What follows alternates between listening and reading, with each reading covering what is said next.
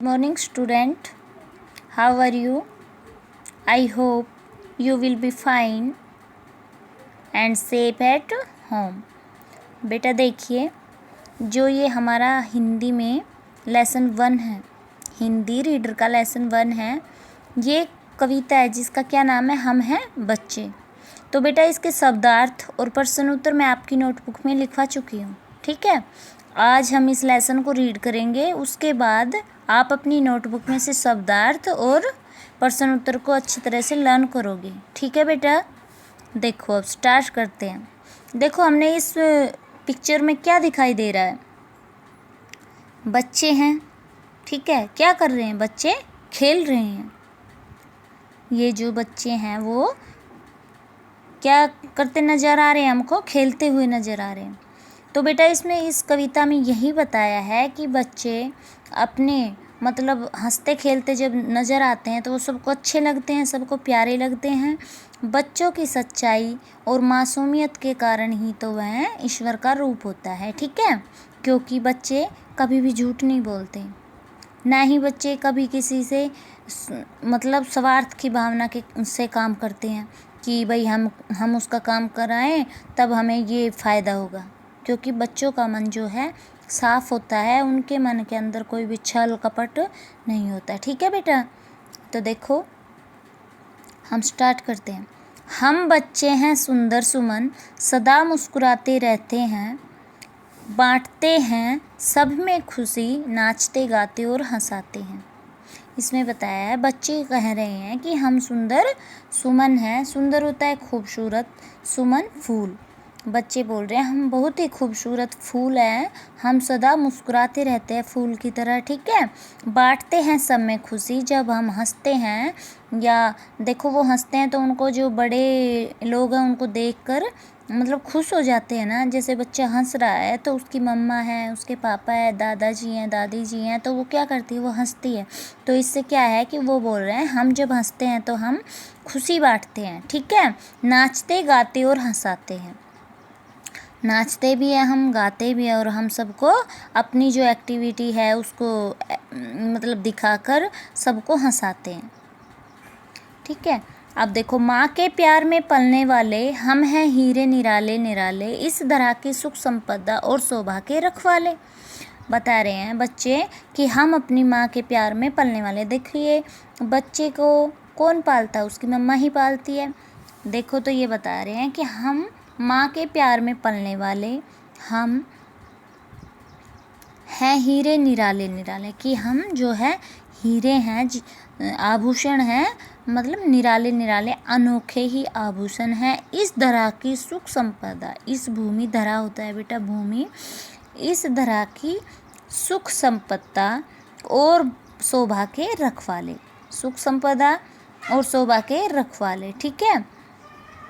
बच्चे कहते हैं कि हम अपनी माँ के प्यार में पलने वाले हैं और हम बहुत अनोखे हैं।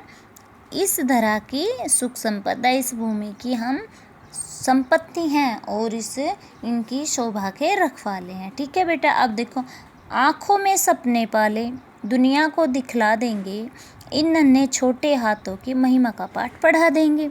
देखिए जैसे तुम भी बच्चे हो तो तुम क्या सोचते हो, भाई मैं बड़ा होकर क्या है डॉक्टर बनूंगा, ठीक है। कोई सोचता है मैं बड़ा होकर आर्मी में जाऊंगा। तो ये बोल रहे हैं जब जो हमने अपनी आँखों में क्या है सपने पाल रखे हैं तो हम वो दुनिया को दिखला देंगे कि हम बड़े होकर हम अपने सपने को पूरा करेंगे, ठीक है।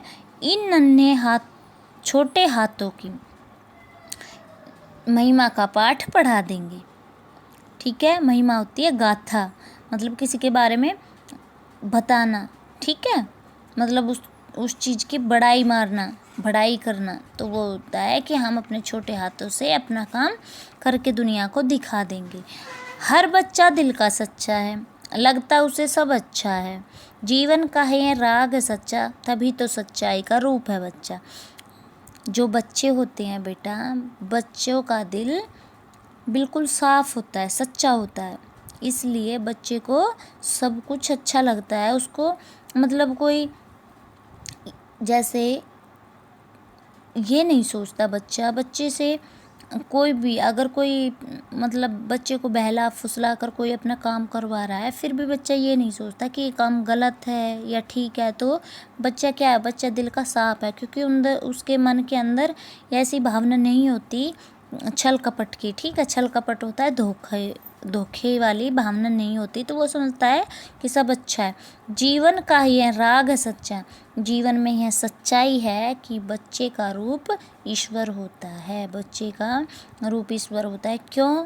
क्योंकि बच्चे के मन में कभी भी गलत भावना नहीं होती, वो सभी के बारे में अच्छा ही सोचते हैं। ठीक है बेटा, अब देखिए इसके जो शब्दार्थ थे, तो शब्दार्थ में आपकी नोटबुक में करवा चुकी है। देखो सुमन, सुमन होता है फूल, सुमन को हम क्या बोलेंगे, फूल। ठीक है।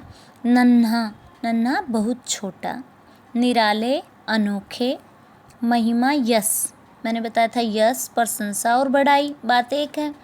अब देखो प्यार, प्यार होता है प्रेम। धरा, धरती भूमि। ठीक है। संपदा, धन दौलत। ठीक है बेटा, अब देखिए इस कविता में सुमन किसे कहा गया है? इस कविता में सुमन बच्चों को कहा गया है।